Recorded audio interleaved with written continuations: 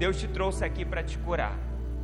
Deus te trouxe aqui para dizer que o teu pai terreno pode ter falhado, mas eu, Deus Todo-Poderoso, sou um pai perfeito para você. E quando nós olhamos para essa referência de paternidade, quando nós olhamos para Deus como pai, a gente olha para o Evangelho e a gente vê que isso está no fundamento do Evangelho. Você não precisa abrir agora, esse não é o nosso texto básico, mas a palavra diz em Efésios 1, versículo 4, porque Deus nos escolheu nele, antes da criação do mundo, para sermos santos e irrepreensíveis em sua presença. Em amor nos predestinou para sermos adotados como filho, por meio de Jesus Cristo, conforme o bom propósito da sua vontade. A palavra está dizendo aqui de um fundamento, ou seja, antes da criação, Ele já pensou em você como filho.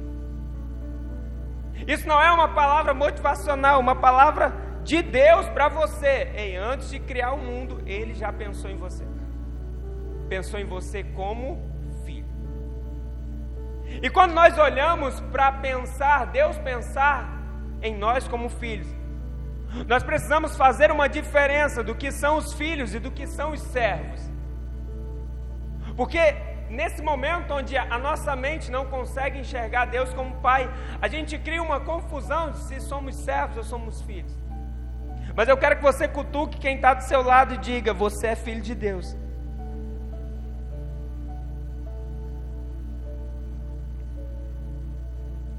Porque a palavra de Deus vai dizer em Gálatas 4, versículo 6: e porque sois filhos, Deus enviou aos nossos corações o Espírito de seu Filho que clama: Abba, Pai. Assim que já não és mais servo, mas filho, pois se é filho, também é herdeiro de Deus por Cristo. O servo, ele trabalha por um salário. O servo, ele não está preocupado com muita coisa, irmão. Mas o filho não. O filho sabe que é herdeiro. O filho sabe que ele está cuidando do que é dele. Então, se você tem a percepção de filho, até a sua forma de lidar com a vida é diferente. Até a sua forma de lidar com a sua família, com o seu trabalho é diferente. Porque você sabe que tudo é herança de Deus para você. E se atendo ao tema de paternidade, nós vemos uma definição para paternidade, que seria: paternidade seria a arte de ser pai. Pai é a pessoa que irá definir a autoestima do filho. É aquele que será responsável por dar proteção, provisão e direção. Quando eu falei que muitas pessoas não conseguem ver Deus como pai, eu posso te falar que isso não é uma coisa só sua. O povo de Israel, aquele povo que foi escolhido por Deus, eles também tinham essa dificuldade. Eles viam Deus como tudo, como aquele que entrou com provisão quando eles precisavam, aquele que libertou, mas eles também não tinham essa percepção de Deus como pai. Mas Deus, quando Ele envia o seu Filho Jesus aqui para a terra, Ele vem para apresentar também o Deus Pai. Porque o tempo todo que Jesus está se relacionando com as pessoas, Jesus está falando que nós temos um Pai. A ponto de, no momento que Jesus vai ensinar a principal oração, a oração do Pai Nosso, Ele começa dizendo: Pai Nosso. Ele não diz meu Pai, Ele diz: esse Pai, Ele não é só meu, Ele também é seu. E Ele leva aquelas pessoas para um grau, não só de intimidade, mas de identidade. De saber, eu sou filho, e eu posso falar diretamente com meu Pai. E quando eu falei que esse pai, ele faz ele tem a função, tanto na paternidade de pai como de mãe, a gente vai ver que Jesus, que Deus, ele se mostra como pai, mas também em alguns momentos como mãe. Em Isaías 49:15, a Bíblia diz: haverá mãe que possa esquecer-se do seu bebê que ainda mama, e não ter compaixão do filho que gerou? Embora ela possa se esquecer dele, eu não esquecerei de você. Então Deus está dando uma referência em relação ao amor de uma mãe. Pode uma mãe esquecer o seu filho, mesmo que ela, aquele onde se considera um dos maiores amores da terra, mesmo que ela esqueça, eu, Senhor, não esquecerei. Mas ele também tem a função de pai, de provisão, porque a Bíblia diz em Lucas 11, do 11 ao 13, qual pai no meio de vocês, se o filho lhe pedir um peixe, lhe dará em lugar disso uma cobra? Ou se pedir um ovo, lhe dará um escorpião? Portanto, se vocês, apesar de serem maus, também podem dar boas coisas aos seus filhos, quanto mais o Pai que está no céu dará o Espírito Santo aos que lhe pedirem. Então, nessas referências, nisso que eu trago de início, você vai ver o fundamento da paternidade de Deus. Vai ver como Deus se apresenta para nós como um pai. E para nós aprofundarmos nesse tema, eu queria que você abrisse sua Bíblia no livro de Gênesis, capítulo 11.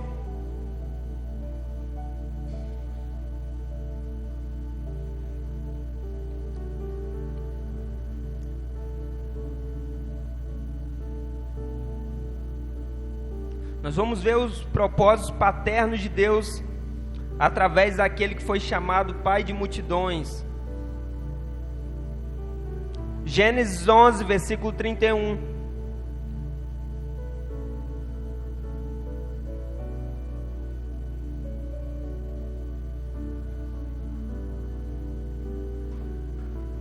Gênesis 11, versículo 31. Assim diz a palavra do Senhor. E tomou Terá Abrão seu filho, e a Ló, filho de Arã, filho de seu filho, e a Sarai, sua nora, mulher de seu filho, Abrão. E saiu com eles de Ur dos Caldeus, para ir à terra de Canaã. E vieram até Arã, e habitaram ali. A gente está vendo aqui Terá reunindo sua família com um propósito, de ir a um lugar chamado Canaã. Só que quando ele chega em Arã, ele decide parar.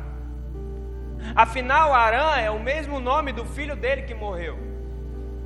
Mas para pensar, ele saiu de casa, ele levou a tua família com um propósito, que era de levá-los até Canaã. Mas no meio do caminho, talvez chegar naquela cidade, trouxe lembranças para ele do filho que morreu. Chegar naquela cidade fez ele ficar aprisionado nas suas maiores dores. E o fato dele ter ficado aprisionado ali, ele impediu que a sua família fosse levada ao propósito que Deus tinha separado para a vida deles. Então, Terá, ele sai, mas por uma causa emocional ele decide ficar em Arã. Mas Deus, ele tinha algo em Canaã. E como Terá não foi com sua família, Deus vai chamar Abraão sozinho. E você pode passar uma folha da sua Bíblia e vai para Gênesis 12, do 1 ao 3.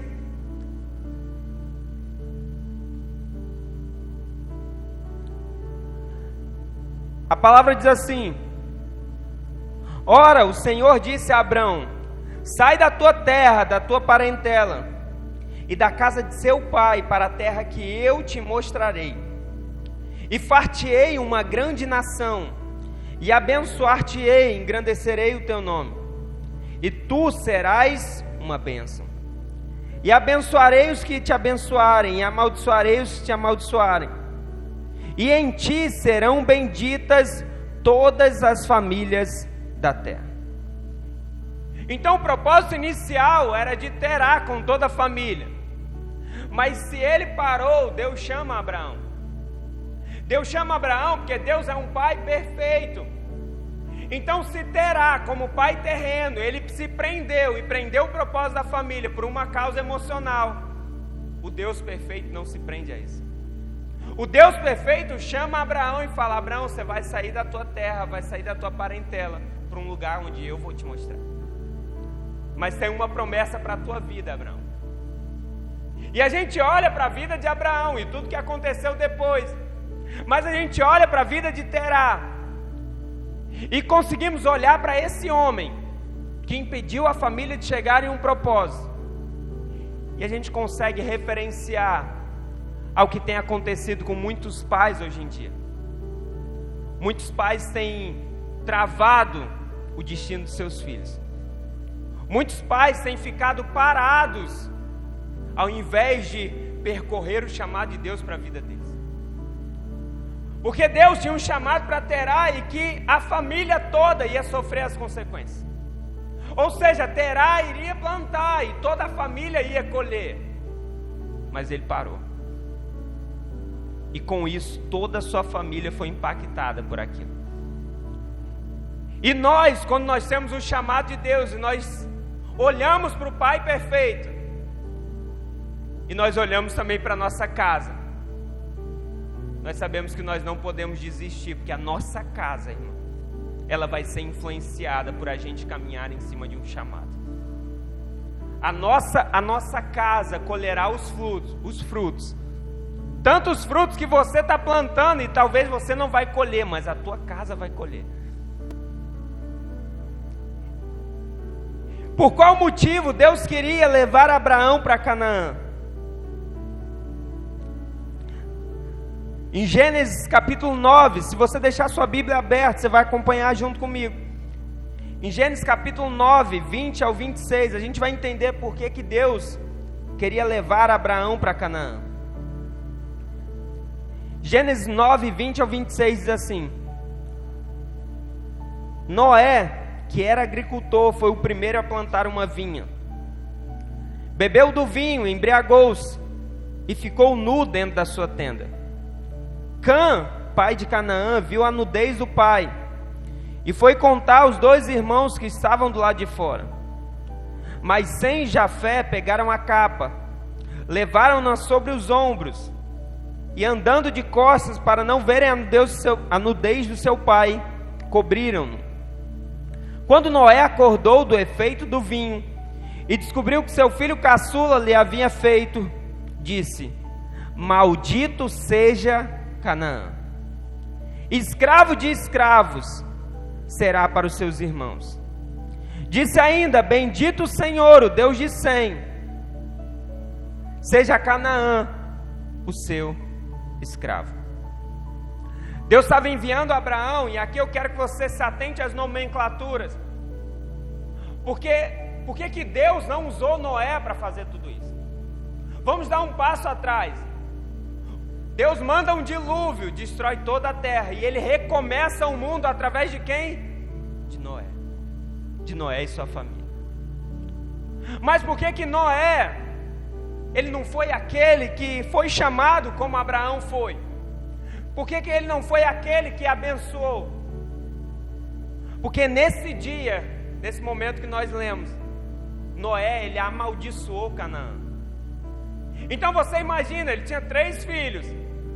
Através daqueles 3 filhos, aquele lugar seria habitado. Então, e se ele amaldiçoou um, irmão, mais de 30% da população já estaria amaldiçoada. E aí a gente vê que Deus, Ele não chama alguém que amaldiçoa a sua família. O grau de paternidade de Deus é a ponto de, sim, Ele ter chamado Noé para um momento da história, mas agora Ele precisa de Abraão. Porque se tinha um lugar que estava amaldiçoado, Deus está levantando alguém, aquele que vai ser pai de multidões, para abençoar aquele lugar. Irmão, pega essa palavra para a tua vida, porque às vezes Deus vai nos colocar em lugares que estão até amaldiçoados, mas a partir do momento que a gente pisa os pés, aquele lugar fica abençoado. Porque é isso que Deus faz com Abraão. Um homem como Noé amaldiçoa, mas Deus levanta outro que coloca os pés e a partir daquele momento está abençoado. Quando você recebe essa palavra, aí você já não fica com medo, que as pessoas falam assim: ó, você não vai para aquela empresa não, que lá é uma maldição, um negócio. Ó, já botaram até umas agulhas nos bonecos de pessoa lá. Fala, meu Deus. Mas a partir do momento que você pisa a planta dos seus pés, a maldição cai por terra. Ah, pastor, é porque eu sou o super-homem, o super-pastor? Não, é porque a glória de Deus está sobre a tua vida. Eu não sei se você vai lembrar da ministração do domingo passado, mas o que eu falei foi: tudo na tua vida glorifica a Ele. Então, se a maldição caiu por terra, se você está vivendo algo novo, a glória é dele. Então Deus chama Abraão para quebrar aquela maldição. E a gente vai ver que o mundo que nós vivemos hoje precisa de pais que tenham como referência ao Deus perfeito.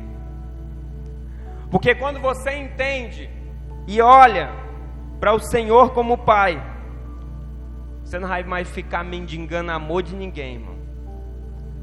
Porque você sabe que tudo que o Pai tem é seu, e tudo que você precisa o Pai te dá. Ah, mas quer dizer que o pai então é aquele pai irresponsável? Você vê aqueles pais liberal? Eu vou falar de pai, mas vou tomar como referência o avô. Não tem nenhum avô aqui? Tem? Só o irmão Nonato. Mas ele está me escutando, né, irmão Nonato? Posso falar. O que acontece com o avô, irmão? Rapaz, eu tenho certeza. Eu perguntei umas coisas a Isabela, eu falei: tenho certeza que o teu pai nunca faria isso com vocês que ele faz com a Hannah. Irmão, se a gente virar as costas, daqui a pouco tá pegando doce na menina de todo jeito. Um dia desse ela estava tentando bater no rosto dele e ele achando graça. E ela pede, entra no mercado, pede tudo, ele vai lá e compra. É um pai, é um vô, né? E vô já se torna liberal. Mas você imagina um pai desse jeito? Já pensou? Pai deixando o filho fazer tudo. Não, filho, vai mexer nessa tomadinha aí? Não, pode mexer. Não posso dizer não. Porque se dizer não, ele vai ficar chateado. O que acontece, irmão, com uma criança? Eu nessa semana com a Hannah, a gente, o tempo todo a Hannah, ela arruma formas de cair, né? E ela, uma vez eu estava falando: Hannah, não sobe, Hannah. Irmão, quando eu virei as costas, ela estava tentando subir numa cadeira, e ela pegou, botou a mão errada, irmão. Sabe aquele mergulho de ponta? Que ela ia com tudo. Do jeito que eu olhei, eu coloquei a mão assim, segurei e falei: se caísse ainda ia apanhar.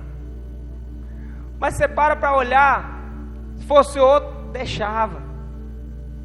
Deixa tudo acontecer. E um pai liberal, ele também deixa faltas no filho. Porque todo filho, ele precisa de correção, ele precisa de disciplina. E o nosso Pai Celestial, se Ele é perfeito, Ele não é diferente. A ponto de disciplinar e corrigir quando você precisa. E às vezes dói, irmão. Mas quando o Senhor corrige, dói. E fica pensando: Senhor, mas por que tanta pancada? Mas porque Ele corrige, porque Ele te ama. Então, se Ele ama, Ele cuida. Ele sabe que pode até doer agora, mas essa dor vai produzir aprendizado. E como eu falei, o mundo, a nossa sociedade, ela precisa de pais que olhem para Deus como referência. Só que quando nós pensamos nisso, eu tenho que te falar que você que está aqui dentro, você tem uma grande responsabilidade. Porque a gente olha para Deus como referência, mas você ter a certeza que pessoas olharão para você como referência. O apóstolo Paulo, ele vai dizer: sede meus imitadores, como eu sou de Cristo. Então ele está falando: se vocês me imitarem, tenham certeza, vocês vão estar imitando a Cristo. E se nós formos essa geração de pais que realmente, irmão, dão direção, dão proteção, dão provisão, vai ter muitas pessoas no mundo olhando para nós e nos vendo como referência de paternidade, porque a gente está se referenciando naquele que é perfeito, naquele que tudo sabe, naquele que tudo vê, mas naquele que está cuidando de tudo. Por que Canaã precisava de um homem como Abraão? Porque Abraão, ele foi chamado de pai das nações. E Canaã havia sido amaldiçoado por um pai. Em toda a terra sem paternidade, Deus levanta pais para remir e dar continuidade à sua promessa. Toda vez que você ver uma terra, irmão, toda vez que você ver pessoas que estão sofrendo com a falta de paternidade, você pode ter certeza que Deus vai levantar alguém. E todas as vezes que nós olhamos, e eu falo para o nosso contexto, para a nossa realidade, para a nossa cidade, às vezes nós temos olhado e nós temos visto que está faltando sacerdotes. E Deus vai levantar, irmão, uma geração de sacerdotes nesse lugar. Porque toda vez que Ele vê essa falta, aqui está dizendo, e a palavra diz, Ele levanta um povo para dar continuidade à sua promessa. Então, se Deus tem uma promessa para esse lugar, eu quero que você cutuque aí o irmão do seu lado e fale: Deus conta com você.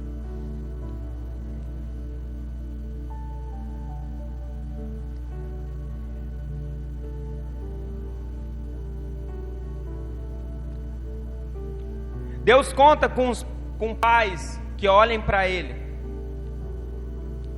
Porque pais que têm Deus como referência, não permitem, esses pais não vão permitir que os seus filhos comam das migalhas, mas eles vão querer que os seus filhos se sentem à mesa. E eu te falo, tem muita gente acostumada em viver de migalhas. Migalhas emocionais. Onde não é, ele hoje, essa pessoa me falou que hoje eu estou bem, hoje eu estou bonito. Até mentiu, a pessoa mentiu. Falou que hoje eu estou bonito. Hoje eu estou bem. Hoje tudo vai acontecer. Mas no dia seguinte já não falou. Hoje o culto para mim não prestou. Você viu? Fulano de tal não me deu parte do Senhor. Você viu? Entrou de uma vez. Você viu? O pastor não orou por mim. E aí você está esperando coisas tão pequenas. Mas o Pai, aquele perfeito, já liberou tudo para você. Você lembra da parábola do filho pródigo? Um filho se perdeu e voltou, mas tinha um perdido dentro de casa. Tinha um que não sabia que tudo que estava ali era dele e estava pedindo um cabrito. E o pai fala: filho, acorda, isso aqui tudo é teu. Será que não é esse despertar que a igreja do Senhor precisa? De despertar e acordar e dizer: tudo que o Senhor criou é nosso, eu sou herdeiro. A gente não precisa de migalhas, irmão. E eu não estou falando isso para que você inflame o seu ego e vire uma pessoa sem humildade, mas para que você tenha consciência que o teu Deus, Ele é dono de todo o ouro e de toda a prata, e que você não precisa estar se humilhando por migalhas. Pais são aqueles que chamam os filhos para desfrutar do banquete. Você já pensou? Você que é pai ou mãe, você faz uma festa enorme na tua casa, convida todo mundo, mas não convida teu filho. Tem alguém aqui que teria coragem de fazer isso? Não, seria o primeiro da lista. Porque os pais, eles querem que os filhos, pais de verdade, querem que os filhos desfrutem do banquete. E eu te falo como pai e mãe, todas as vezes que nós entramos aqui na casa do Senhor, que a palavra é ministrada, nós olhamos para Deus como pai, mas às vezes os nossos filhos ainda não têm Deus como pai.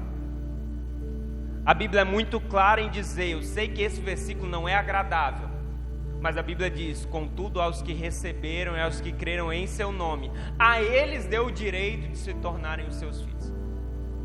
Então, infelizmente, se o seu filho ainda não creu em Deus, ainda não se entregou a Ele, ainda não recebeu Jesus Cristo, não é o pastor Rean que está falando, é a Bíblia que diz, ele ainda não tem o direito de ser chamado filho.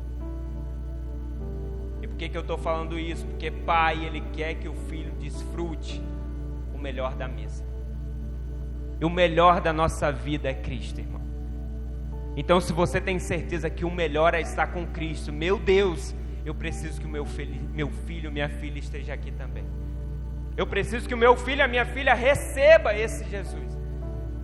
Eu preciso que eles olhem para Deus e vejam, eu tenho um pai.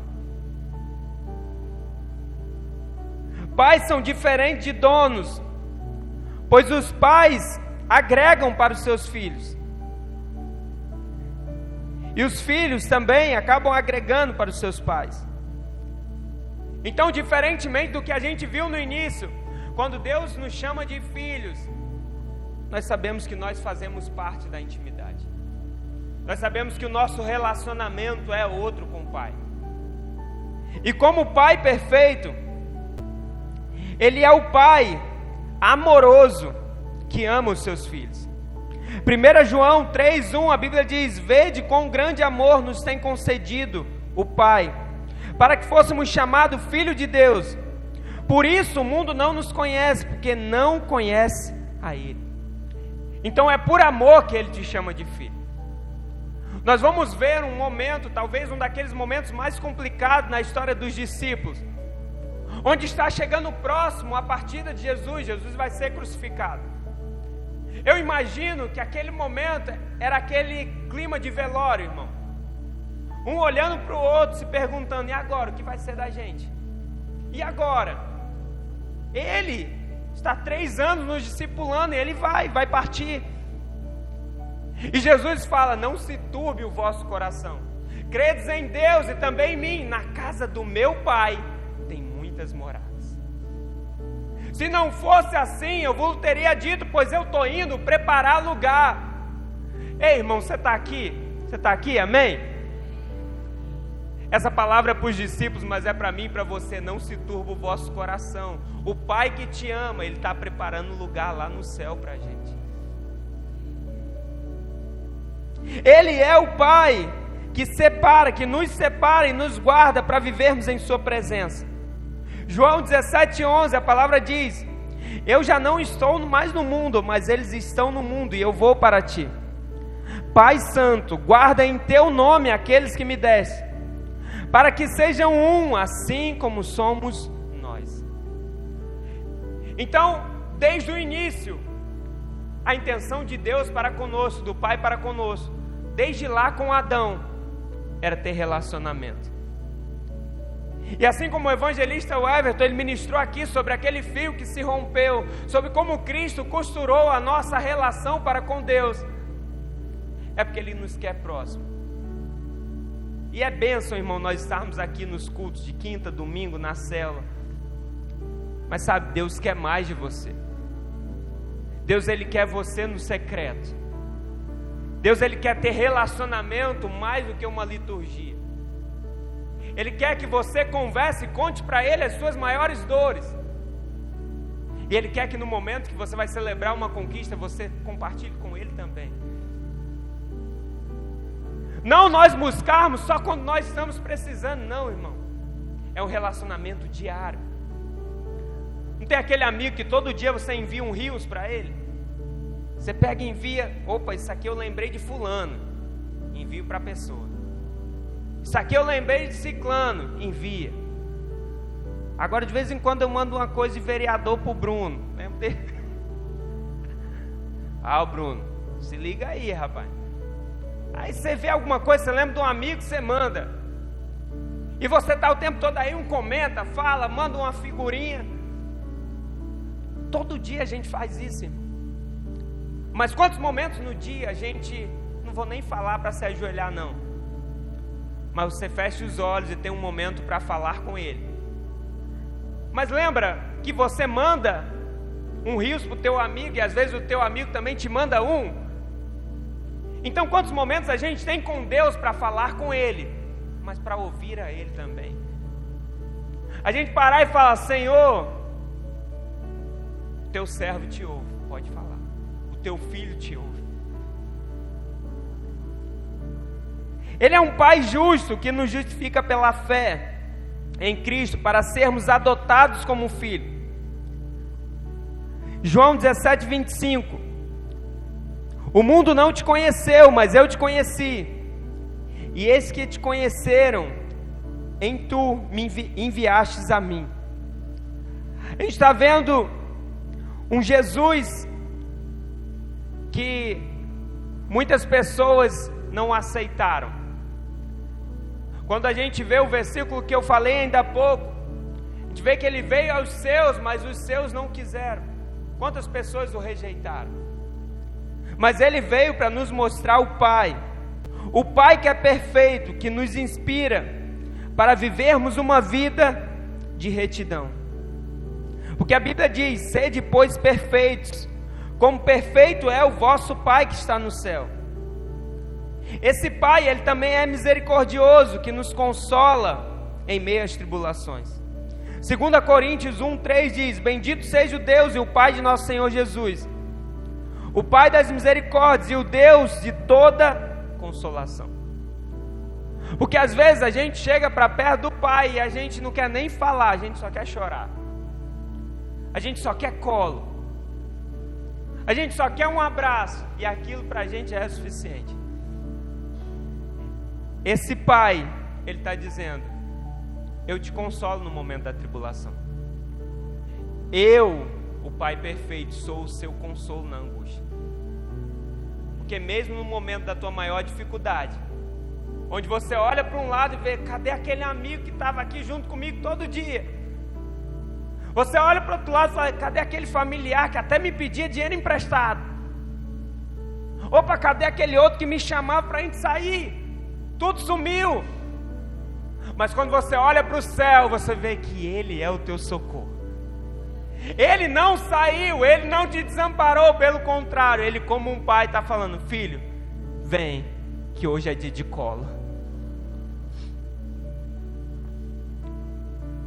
Ele é o Pai gracioso que atende nossas orações e nos sustenta nos mares revoltos da vida. A palavra diz em Tiago 1,17: toda boa dádiva e todo dom perfeito vem do alto, descendo do Pai, em que não há mudança nem sombra de variação.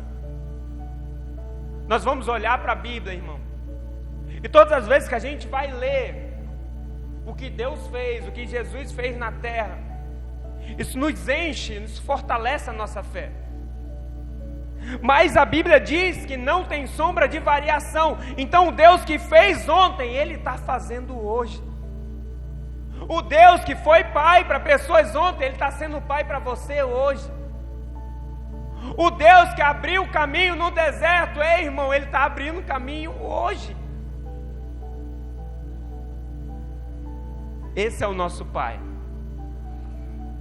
E a minha oração, irmão, nos próximos domingos, é para que a tua referência paterna, se teve uma referência ruim em sua vida, ela seja quebrada.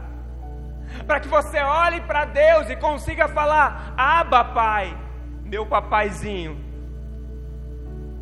Quando nós, vou abrir mais um parênteses, quantos de nós, irmãos, quando somos pequenos, nossos pais nos ensinam a chamar de papai e mamãe? Mas tem alguém aqui que chama papai e mamãe até hoje? Ó, no universo de todos que estão aqui, 2 pessoas ainda chamam.